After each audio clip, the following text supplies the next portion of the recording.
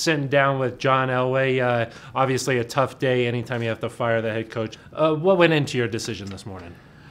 Well, Phil, ultimately we didn't win enough games. And, we won 5 last year and 6 this year. Even though I thought we really made some strides this year, we had a chance to finish strong, and we really didn't finish strong. I mean, we lost our last 4, got back in the hunt. And so it was a disappointing finish. And I just felt that, with where we are and the year that we had last year and coming back this year and played better, but there were still some lingering issues that I thought that the only way that we could get rid of those and change those was to make a change. And so,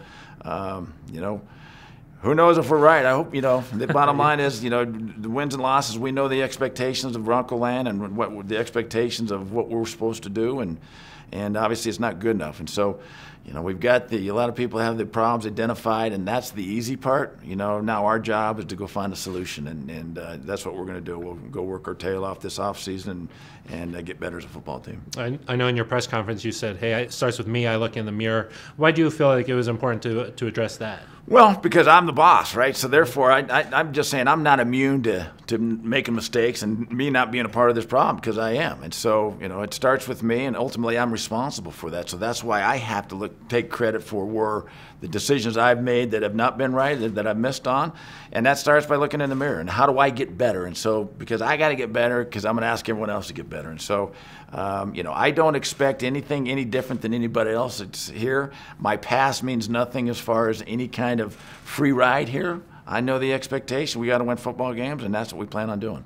Those expectations around here, that should be attractive to any candidate that's coming in, right? Well, it's a great place to coach, and there are high expectations, but there's also been a lot of success here too. And so that's why, and I believe that it's a great place. You look at what the facilities and what we've done to the facilities over the past 5 years, and living in Denver and the fan base here and the resources that we get to be successful on the football side, they're all here. And so that's why we think, and I believe, that we can compete for the best head coach out there. Now, what kind of culture do you want the new head coach to build here? Well, that's going to be up to him, and I think that he's going to take it. It's going to be what his personality and how he feels, and so I think it's a matter of it's a reset for us, and he's going to have to earn the players' confidence, no doubt. But obviously, we believe that we'll find the guy that will do that, and get us back to where we think we should be. Are you looking for anything in particular from a candidate?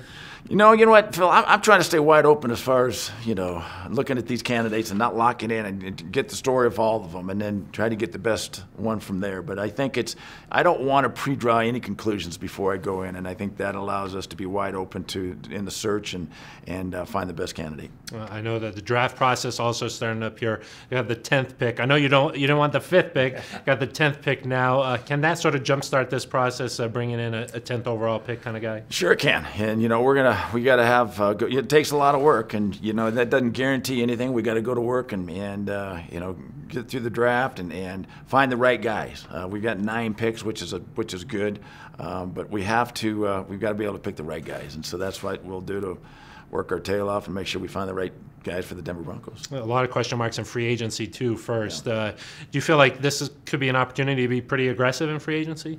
It is. And, again, we'll go back and we got to evaluate everything and where we are as a team and what our needs are and what's available in free agency and also what's available in the draft. So this is when the planning starts, and once we get the next head coach, we'll sit down and meet, put a plan together, and then attack that plan. I know you said this team isn't that far off. 7 new playoff teams this year around the league. Do you feel like this team you can go from worst to first just like that in this league? Well, I always believe that. We got to go make it happen. And so, as you said, 7 new playoff teams.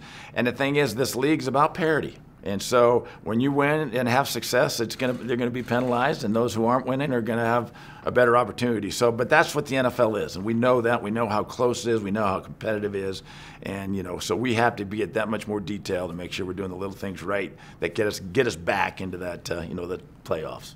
Last one for you here. In a couple of weeks, it's the honors of Mr. B up for the Hall of Fame.